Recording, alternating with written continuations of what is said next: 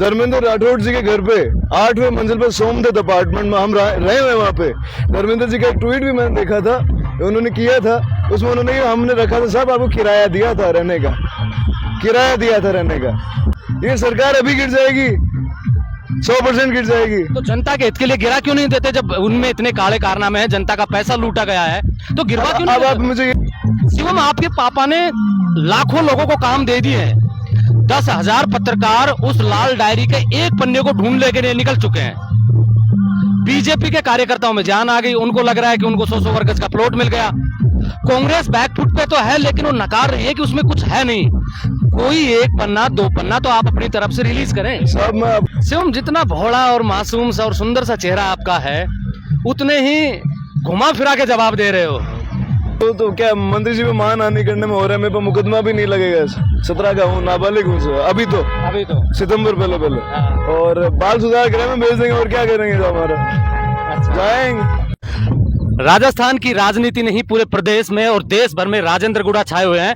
उनके बेटे की आवाज उनकी जैसी है। चर्चा यह है, जब से राजेंद्र गुड़ा लाइमलाइट में आए हैं दोबारा से और देश भर में चर्चाएं होने लगी है, जिसने शिवम गुड़ा की आवाज सुनी, आंख बंद करने के बाद में उन्होंने महसूस ये किया कि ये राजेंद्र गुड़ा ही बोल रहे हैं।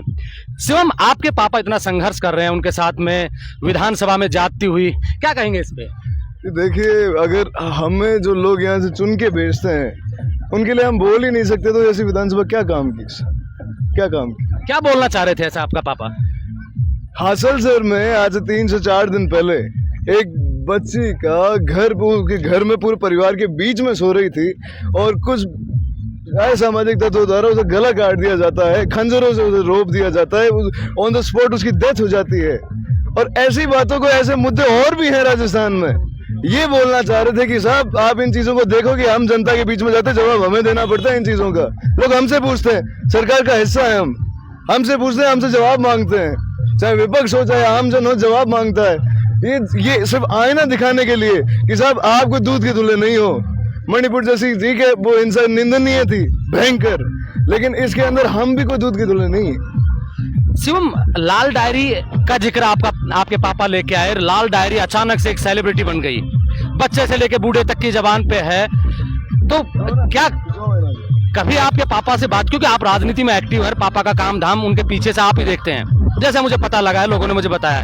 आपको क्या लगता है कि लाल डायरी में क्या था ऐसा? किन किन लोगों के नाम थे, कौन से ऐसे काले राज थे जो आपके पापा निकालना चाह रहे थे, जनता को बताना चाह रहे थे? देखिए सर, बेसिकली मैं आपके चैनल के माध्यम से आपको मैं बताना चाह रहा हूँ कि वो जो डायरी थी वो ये उस समय का प्रकरण है जब ये सरकार होटलों में पड़ी थी।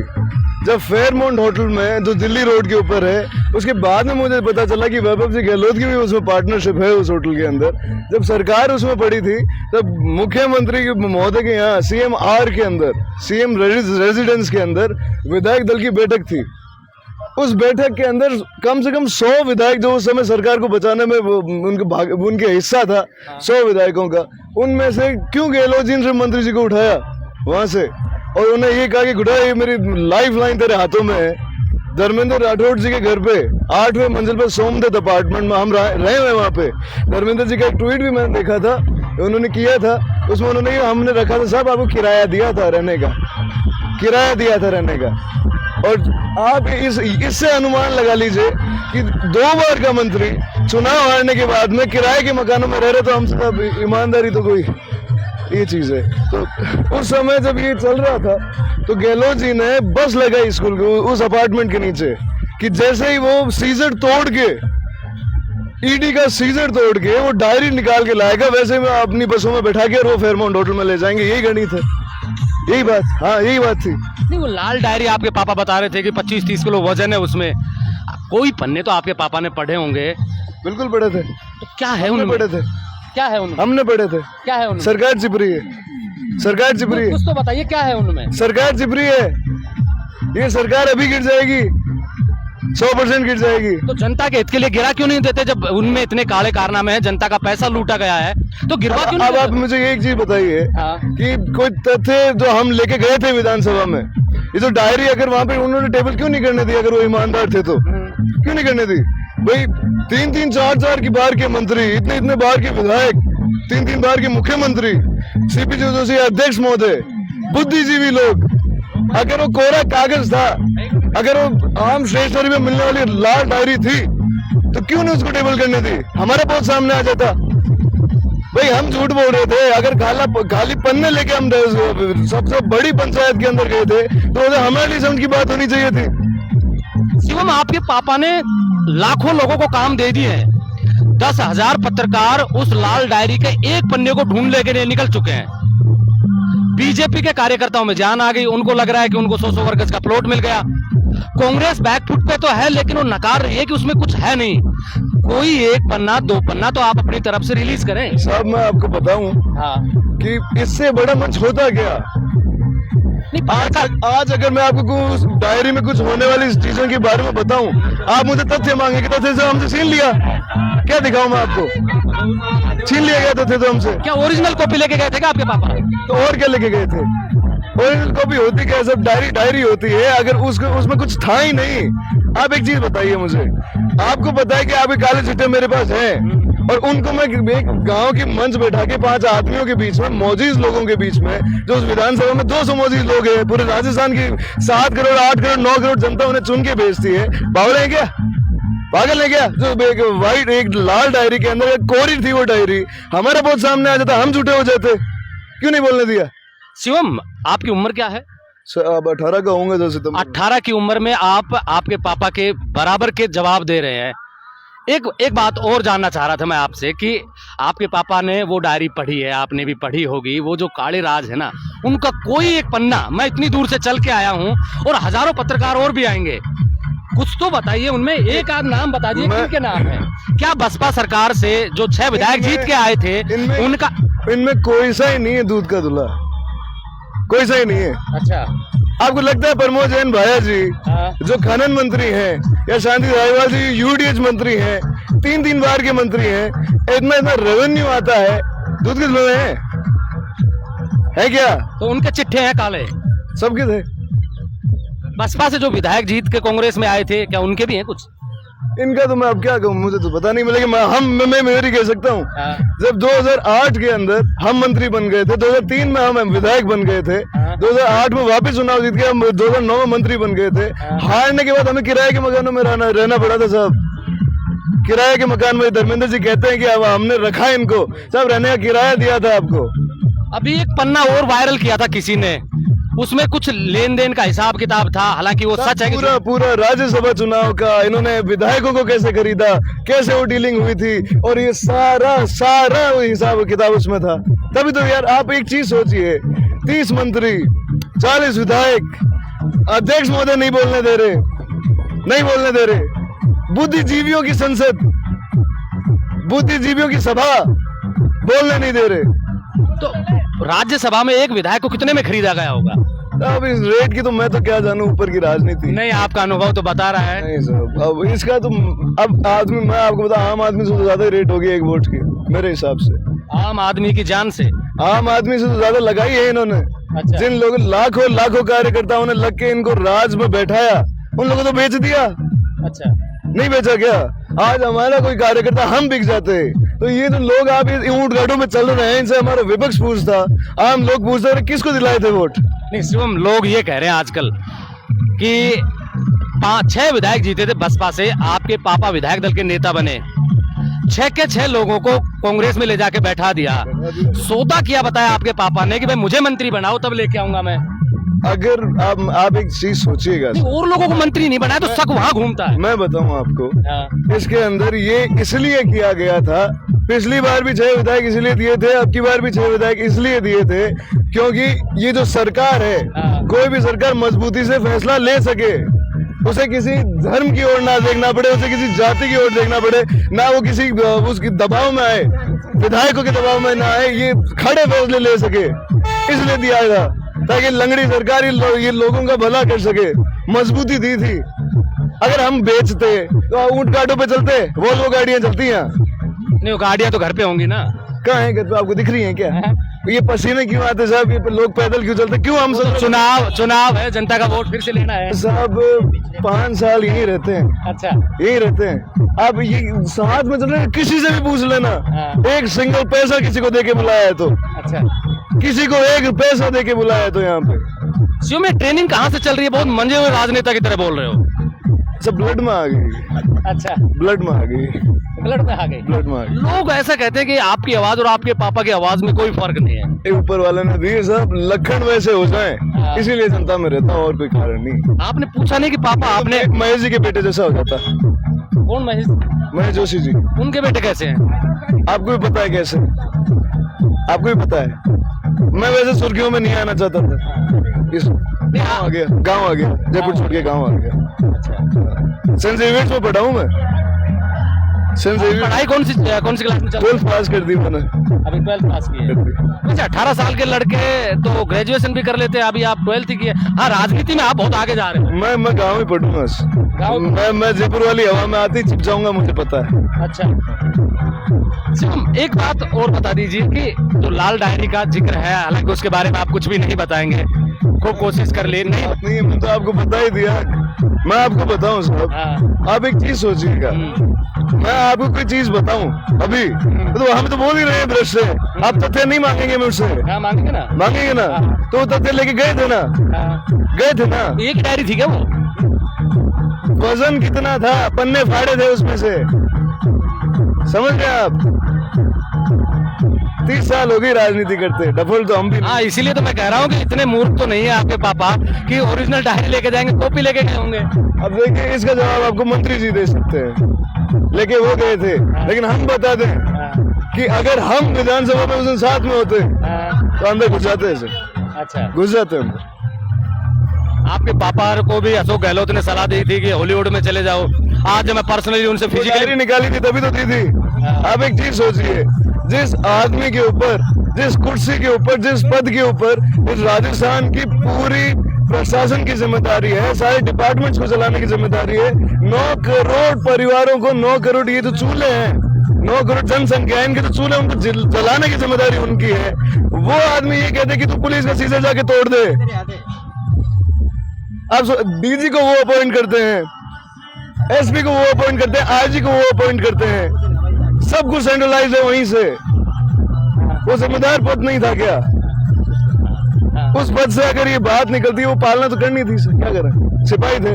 अगर आज डीजी किसी सिपाही को बोल दे थाने के अंदर, काम नहीं करेगा कि उसका आदेश के पालन नहीं करेगा, तो हम तो उस चक्कर में थे। नौकरी भी तो कोई भी आदमी बेईमानी तो करता है, लेकिन अपनी नौकरी को ध्यान में रख के करता है, उतनी बेईमानी करता है कि नौकरी ना जाए। सबको पता है कि बाद में हाथ हटा लेंगे। सब लोग 50-50 खेलते हैं, हम जानते हो 100%। अच्छा, इसीलिए बिना किसी लोभ लालच के इनको 6 विधायक ला के दिए। दुख नहीं होता आपको कि सचिन पायलट खामोश है, आपके पिताजी उनकी लगातार पैरवी करते जा रहे थे, पायलट साहब का एक बयान नहीं आया? नहीं लगता कि उन्होंने निराश किया आपको? देखिए साहब, पायलट साहब ना तो मुख्यमंत्री हैं, ना उप मुख्यमंत्री हैं, ना उनके पास कोई मंत्री है, ना कोई इम्पोर्टेंट पोर्टफोलियो है, विधायक हैं। लोग कहते हैं कि हम अवसरवादी हैं, तो मुख्यमंत्री को छोड़कर जो एक विधायक की ओर जाता है वो अवसरवादी है, पागल है? क्या है वो? नहीं, भविष्य देख रहे थे कि वहां से कि यहाँ गुजरों की वोट संख्या ठीक है और वो पायलट के साथ जाएंगे। तो 2003 में जब लोजपा, आज आप मेरे हिसाब से आज भी लोग नहीं जानते हो, आप पूछ लेना। राम विलास धरती बोले आसमान, राम विलास पासवान, उस समय नारे लगा दिए थे यहाँ पर। आज भी राजस्थान विधानसभा में एक सीट नहीं है लोजपा की, उस समय निकाल दी थी। तो वोट बैंक की राजनीति तो क्या करते होंगे? तो खिलाड़ी है आपके पापा यो तो साहब। तो आप मुझे ये बताइए, आप ये कह रहे हैं कि हम भविष्य की राजनीति कर रहे हैं, तो वो यहाँ पे कॉन्स्टिट्यूंसी में कहाँ जरूरत थी? कहाँ जरूरत थी? इसलिए कि जिस व्यक्तित्व को हमने मजबूती दी थी वो फेल हो गया। अच्छा, अब जो दूसरा मजबूत व्यक्तित्व था वो हमें उनसे ठीक लगे, चले गए। तो कांग्रेस पार्टी से चुनाव लड़ेंगे, निर्दलीय लड़ेंगे, किसी और पार्टी से लड़ेंगे? पायलट साहब जहाँ हैं हम तो उनके साथ हैं, और रही बात हमें हमारा बचाव करने की, जरूरत नहीं, खुद काफी हैं। अच्छा, खुद काफी हैं। पायलट साहब के पास काम अलग है, हमारे पास काम अलग है। उन्हें ये हमारा पर्सनल मामला हो गया साहब। ये काफी वाला मामला, लोग ये कहते हैं कि वो जो कॉपी थी ना लाल डायरी, वो आज भी आपके पास में सुरक्षित किसी तहखाने में रखी हुई है। इसी बिहार पे आप कह देते हैं कि अगर वो लाल डायरी का जो डर है ना, उससे सरकार तो कुछ बिगाड़ नहीं पाएगी आपका। अब मुकदमे लग रहे हैं। जब हम मंत्री थे 2 पन्नों में सौदा हो जाएगा, पूरी डायरी देने की जरूरत नहीं। मैं बताऊं आपको, जब हम मंत्री थे तब हम पे मुकदमे लग गए, अब हम पे मुकदमे लग रहे हैं ना। गहलोत साहब कर ले अरेस्ट, कर ले अरेस्ट, क्यों नहीं कर रहे?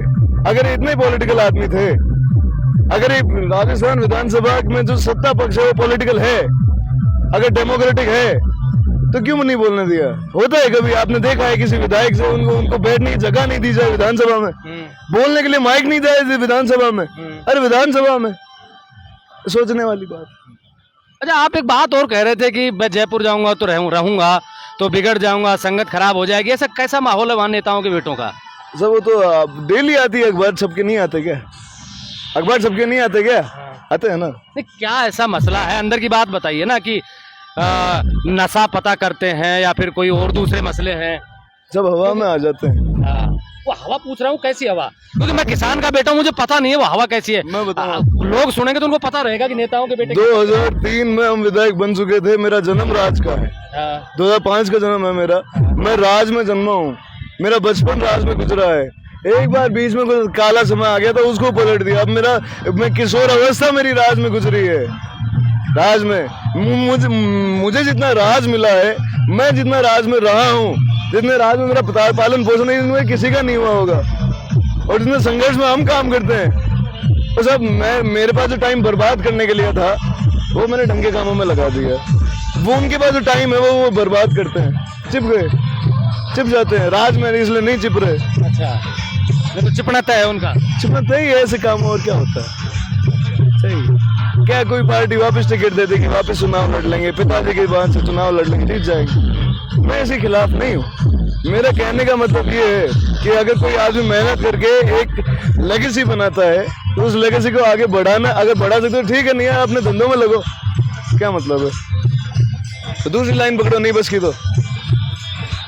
सुन, अभी आप 18 साल के हैं, पूरे पापा का चुनाव मैनेजमेंट आप देखेंगे। इस दौरान जब ये सारा प्रकरण चल रहा है लाल डायरी का, नेताओं के, बड़े नेताओं के, क्योंकि आप, मुझे लगता है कि आपकी जितनी समझ है, नेता आपको फोन करते होंगे कि पापा को समझाओ यार, ये कर क्या रहे हैं, हमारी भतिया उखेड़ देंगे, हैं? लाल डायरी बाहर आ गई तो जैसा आप बता रहे हो, लाल डायरी बाहर आ गई तो हमारे काले जो पन्ने हैं इतिहास के वो बाहर आ जाएंगे। कोई फोन आते हैं क्या आपके पास में? तब मेरे पास तो क्या उम्मीद ही नहीं लगती अगलों को, मेरे हिसाब से नहीं लगती क्या? अगलों को उम्मीद ही नहीं लगती कि मैं बात भी करूंगा आगे। अच्छा। हम तो लड़ने के लिए तैयार हो रहे हैं। रलावता में महाराव शेखा जी खुद, उनके बेटे और उनके पोते, 3 पीढ़ियां, दादा, पिता और पोता, तीनों कट गए थे सिर्फ इसलिए क्योंकि वहां से एक बारात गुजर रही थी, और बारात में उस महिला जो बच्ची जो शादी होके वहां से आ रही थी, उसके बारात पे हमला किया, उससे कुआं खुदवाया, और उसके बाद में रलावता से कुछ आगे वो बच्ची अपने लुगड़ी के अंदर वहां की मिट्टी लगी जिसमें उसके पति का, जो शादी होके आई थी, उसके पति का खून लगा हुआ था उस मिट्टी के अंदर। और महाराज शेखर से 10 या 15 किलोमीटर आगे खाना खा रहे थे गांव के अंदर, वहां उन्होंने उनकी थाली में जाके वो मिट्टी घेर दी थी। धूल है तुम्हारे पे, तुम्हारे राज के अंदर मेरे साथ ऐसा हो गया। लड़ने निकल के तीनों कट गए, और वो अगलों की तो पीढ़ियां खत्म कर दी, पीढ़ियां खत्म कर दी। तो आप लड़ने निकले हो सरकार से? निकल गए ना, ऊंट गाड़ों पे क्यों चल रहे? शिवम, जितना भोला और मासूम सा और सुंदर सा चेहरा आपका है, उतने ही घुमा फिरा के जवाब दे रहे हो। कम से कम कोई तो मासूमियत से ऐसा जवाब दे दो ताकि लोग माने कि हाँ। सब क्या होता है कि अकल बादाम खाने से नहीं आती। अच्छा, छोटी उम्र में ठोकर खा ली थी, बसीड़े खाने से आ गई। बसीड़े खाने से आ गई, नहीं फिर वो महेश जी जैसे ही आप मंत्री जी से भी सवाल करते कि आपके बेटे ने ये क्या कर दिया। महेश जी कभी टाइम देंगे तो मैं जरूर पूछूंगा आपका सवाल। पूछ लेना। वो तो क्या मंत्री जी पे मानहानि करने में हो रहा है, मेरे पे मुकदमा भी नहीं लगेगा। 17 का हूँ, नाबालिग हूँ अभी तो सितंबर पहले और बाल सुधार गृह में भेज देंगे, और क्या करेंगे हमारा। अच्छा। जाएंगे 18 बाद में जेल में भेज देंगे। सुधरने के लिए तो रास्ता चुन ही लिया। चुन लिया ना, इनसे तो ठीक ही हूँ, नहीं हूँ। ये थे हमारे साथ में शिवम गुड़ा, जिनको दूसरा राजेंद्र गुड़ा भी कहा जा रहा है आजकल, जो जिसने भी देखा इसको। बातचीत हुई, जितनी छोटी उम्र है उससे उस उम्र से कई ज्यादा उम्र गुणा के जवाब दिए हैं। आप देख रहे हैं मेरे साथ ब्लैक एंड व्हाइट सच। मैं महेंद्र यादव। जय हिंद, जय भारत।